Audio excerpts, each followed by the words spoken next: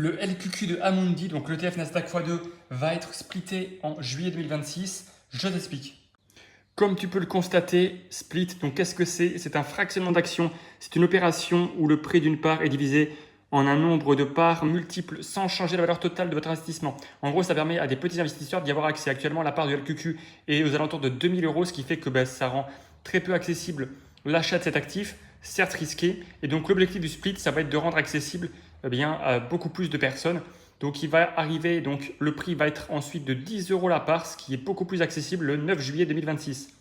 Au niveau des avantages, il y en a plusieurs. Accessibilité DCA, une part de 10 euros permet d'investir mensuellement des petits montants, exemple 100 euros, 500 euros, sans être bloqué par le prix de 2000 euros. La liquidité améliorée, plus l'investisseur peut acheter, ce qui augmente les volumes d'échange.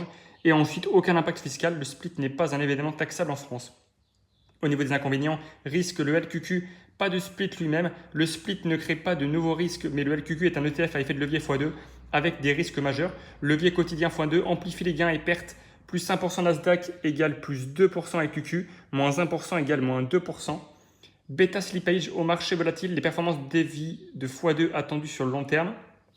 Au niveau des risques, ruine, donc crash de moins 34% égale moins 100% sur un x3, moins probable en x2, mais risque élevé. Alors bien sûr, le x2 est mieux que le x3, mais le x3, on va dire, est beaucoup trop risqué. C'est pour ça qu'en général, les gens restent sur du x2.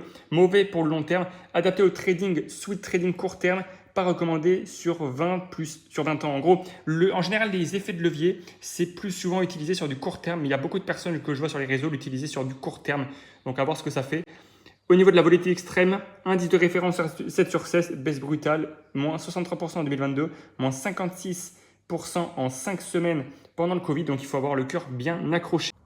Donc, voici toutes les informations, le code ISIN, le ticker, les frais et bien sûr le prix actuel.